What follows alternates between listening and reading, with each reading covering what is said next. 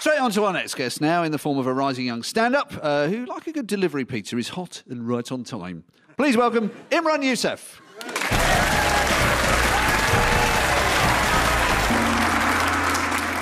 The Miss Universe competition has yet again attracted much attention as it continues forward in over 50 years of celebrating the beauty, intelligence and the independence of upwardly mobile, gorgeous women from across the globe. It's owned by the extraordinary property magnate Donald Trump, a man whose business intellect knows no bounds in his ultimate goal to buy a more realistic hairpiece to adorn his potato face. He also runs the Miss USA and Miss Teen USA pageants with plans to expand to Miss Embryonic USA for zealous, expecting parents who want to exploit their zygote in a series of ultrascans. Whoa, look at the chromosomes on that. Some say that such an enterprise has no place in today's world where women fight hard to compete as equals and are not just arm candy in the service of men.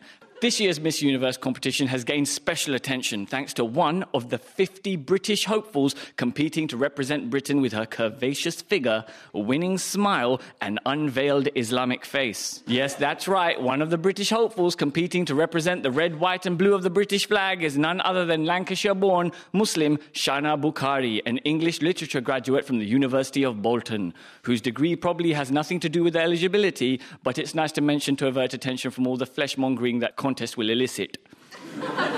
24-year-old Shanna is the only Muslim contestant vying for the opportunity to represent Great Britain, and as a result, Shanna has managed to attract the attention of a variety of criticisers, and this time, not from just a bunch of jealous fat girls.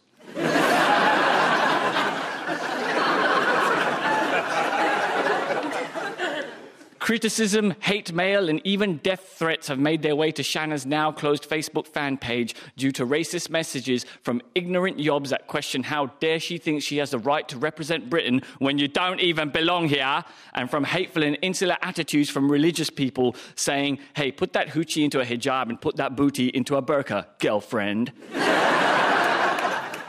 Some liberals are keen to celebrate Shanna's entry, citing that she would never be permitted to even imagine such a venture in the likes of the absolute Islamic monarchy of Saudi Arabia, where the religious patriarchy governs the rights of women and insists that they cover up, can only be in public when accompanied by a male relative, and only work in very specific jobs and are denied the right to even drive a car. Coincidentally, Saudi Arabia has one of the highest road accident death tolls in the world, with an average of 17 citizens dying on the country's roads each day. In light of this horrific statistic, where men are entirely responsible, a Saudi Arabian representative was asked at a recent UN conference if the kingdom would reconsider its ban on female drivers, to which he replied, "No, we don't need a poll statistic for parallel parking too." There's women clapping that, man. That's wrong.